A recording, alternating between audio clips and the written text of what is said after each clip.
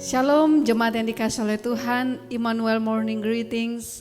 Pada pagi hari ini kembali menyapa Bapak Ibu Saudara dimanapun berada. Kiranya firman Tuhan pagi hari ini menguatkan kita. Sebelumnya kita berdoa. Tuhan, kami mohon berkatilah kami di akhir pekan ini supaya setiap keluarga boleh mendapatkan berkat kasih penyertaan Tuhan. Momen yang indah bersama dengan anak-anak dan istri keluarga mereka. Terlebih Tuhan, biarlah firman-Mu boleh memberkati setiap pendengar dimanapun mereka berada. Tuhan menolong. Terima kasih Bapa, dalam nama Yesus kami berdoa. Amin.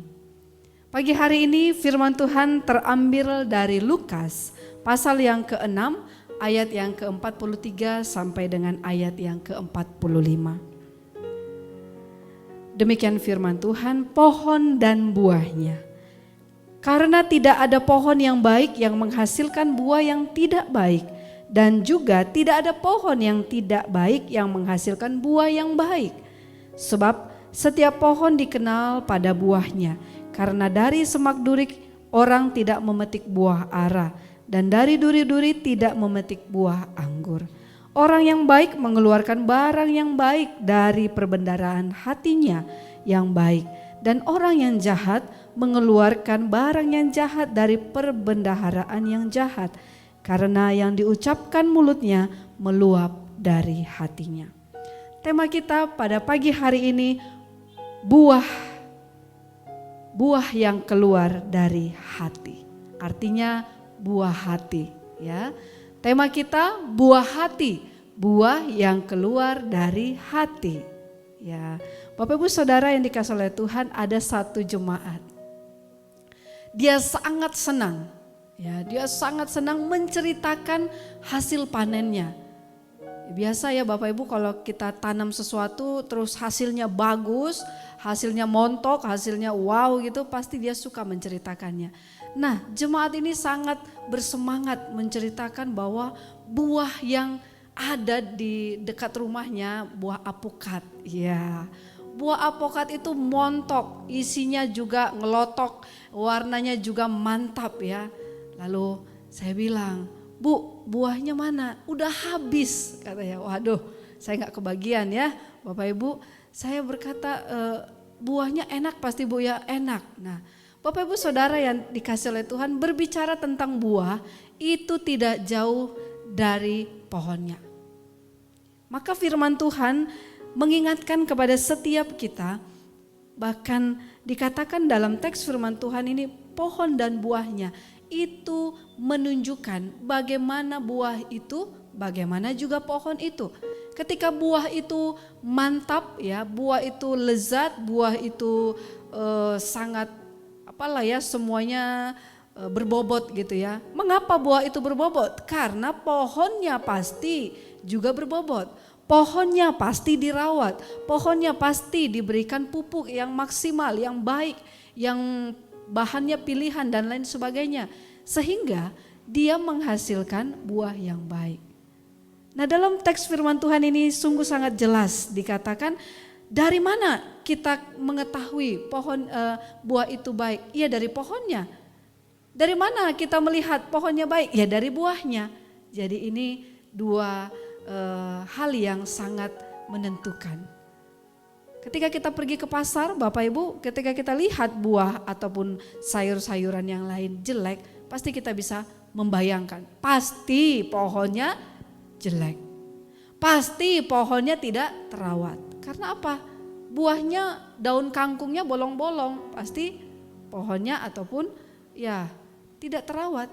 Tapi ketika kita melihat buah yang baik, kita bisa menebak bahwa pohon itu baik.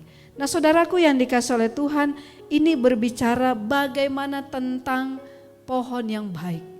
Ya, pohon yang baik itu hati kita. Jadi hati ini menjadi sumber dari segala sesuatu, sumber yang sangat menentukan. Nah, itulah pohon.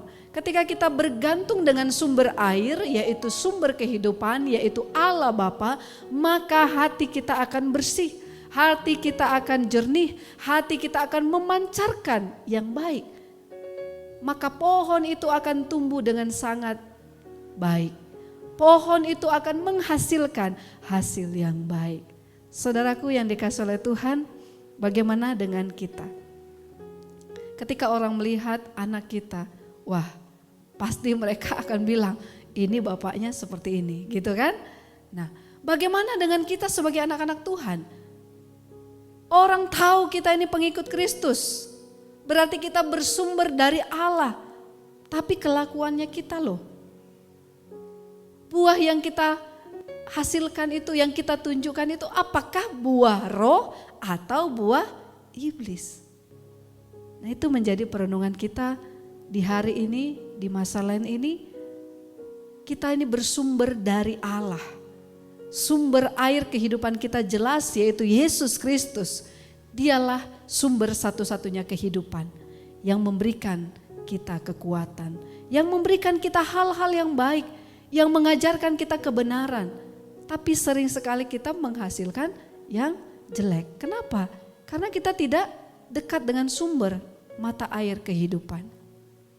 Firman Tuhan mengingatkan kita bahwa mari kita dekat kepada sang sumber air.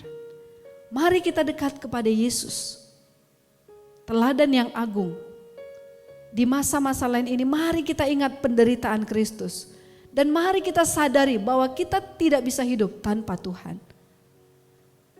Kita akan sirna, kita akan kacau hidupnya kalau tanpa Tuhan.